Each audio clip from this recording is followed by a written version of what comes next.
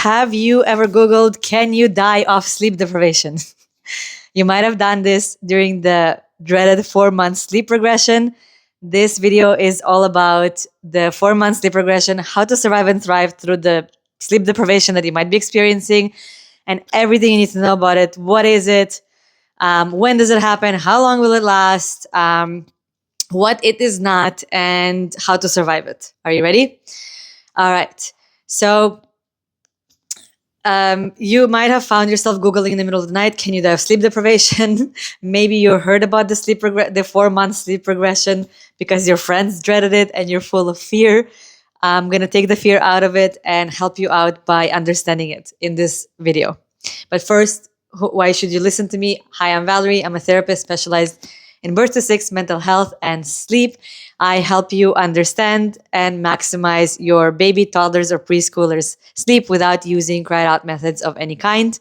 So, hello and welcome. And if you're not new here, then welcome back. I'm so glad you're here. Here's everything you need to know about the 4 month sleep regression. First of all, what is the 4 month sleep regression? So people will talk about it a lot, but it's actually should be a more accurate. They call it a sleep regression because sleep tends to be more disrupted, but it should actually more accurately be called a sleep progression because it's actually all it is a phase of increased brain development, where parents usually experience more wakes from their baby overnight, like a lot more wakes overnight, and I'm going to explain that shortly. So when does it happen? It can happen anytime between when your baby turns 3 months. This happened to me with my first one, like the next day after he turned 3 months, we hit this regression, and all the way to 22 weeks, like 5 months, somewhere in between this time, most people hit the sleep regression. It can last for weeks, like 3 to 6 weeks, but it's different for every baby. And some families might not even notice that it's going on. So for them, it's probably happening, but their baby is just not more wakeful, so they don't necessarily notice it. For other babies, it's lots of disrupted sleep and parents. So what are some signs that you're in a sleep regression? The best sign is your baby learned a new skill. Are they rolling? Are they going like this? Blowing raspberries? And it's super cute. A skill is a skill, and even going like this is a skill. Some things that you might be experiencing are more wakes, shorter naps, less predictable sleep, waking up at night to practice new skills, like just being wide awake to practice. Like you find your baby going like, or like rolling around. And waking up earlier than usual, resisting naps, bedtime, need more support to go to sleep, any kind of changes in their sleep. But what I would say is probably the most kind of this is a sleep regression versus not is learning a skill. But learning a skill is learning a new skill because that means there's brain development going on. What is sleep? What is the sleep regression not? So the 4 month sleep regression, this is very important. If you take away only one thing from this video, the 4 month sleep regression does not cause wakes every hour or two all night long for days on end or even weeks. That is not the regression. Wakes every hour all night long for more than a few nights can point to discomfort, some other need. So, for example, they might be feeding. So 4 month olds are notorious for feeding a lot overnight because they're just too distracted to feed during the day. So you might not even have a sleep problem. It might be that they're just catching up on their feeds at night because they're just too excited during the day. Again, also has to do with brain development and being more aware of their environment. So that's not a sleep issue. That has to do with their feeding needs during that phase. So I don't know if you heard me, but this is the most important part. Sleep regressions do not cause wakes all night long, every 1 to 2 hours for weeks and weeks on end. That is not a sleep regression. That is something else going on.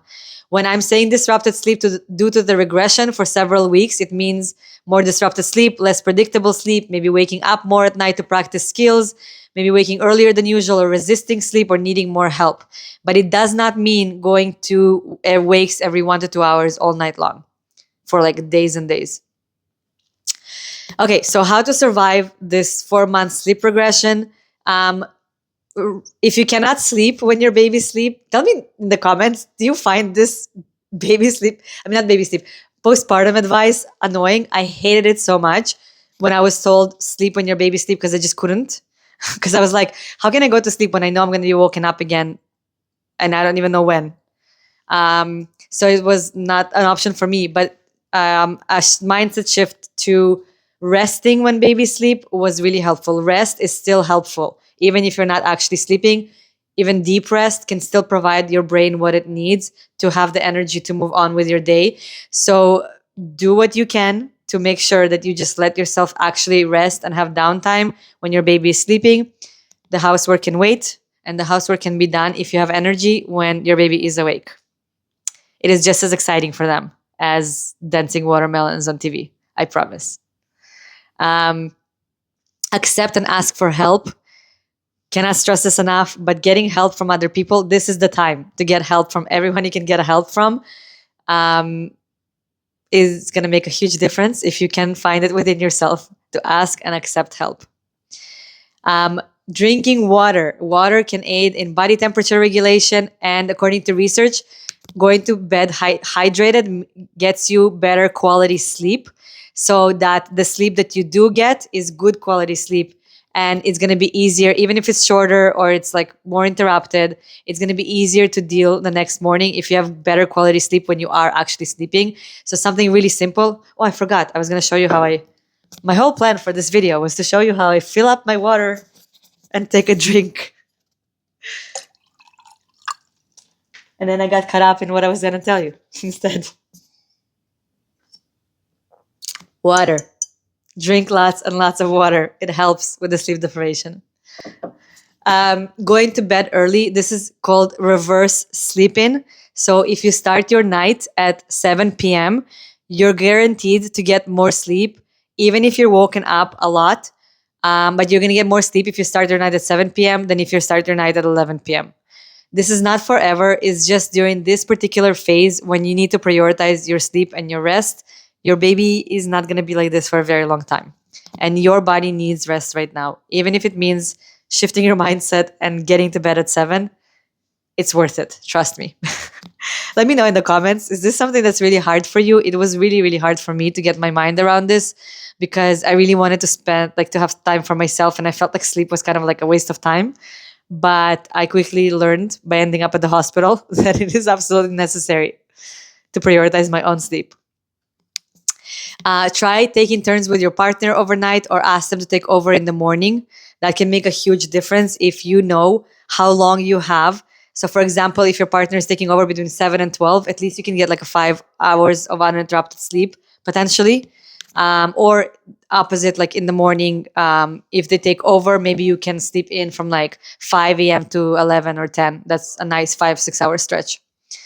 Try to conserve energy. Consider whether a safe co-sleeping or a safe bed sharing arrangement is a good option for you, and whether you can practice it safely. That is something that can conserve energy, getting up and out of bed, which can be take up a lot of energy when you don't have any left. So this can be a temporary measure. It doesn't have to be like a long-term thing, but it is something that can be really helpful. Again, let me know in the comments if it's something that you found helpful in your journey. Consider your nutrition and vitamin intake. The right nutrition can really make the difference between feeling like completely exhausted from the sleep deprivation to feeling like a functional person who can actually think even without all the sleep that you actually need. It really makes a huge difference. But if caring for your nutrition is not an option, basic step. Consider what activities or expectations can be put on hold during this time. Except, again, like this is a phase of life where you want to stress yourself less and make expectations really, really low and just focus on taking care of yourself and taking care of your baby. And that's it. The parties, they will be there again, but you will actually be able to enjoy them. The 5 a.m. waking up early before your kids to journal, that will happen again. It's just not during this phase of life, and that's okay. Um, if you're past the 4-month sleep regression, let me know in the comments, what did it look like for your baby? Did you notice it? Did you not notice it? What did their sleep look like? What did they learn? Tell me all about it. This is it for today's video. I wish you sweet cuddles and dreams as always. Thank you so much for being here, and I hope to see you next time.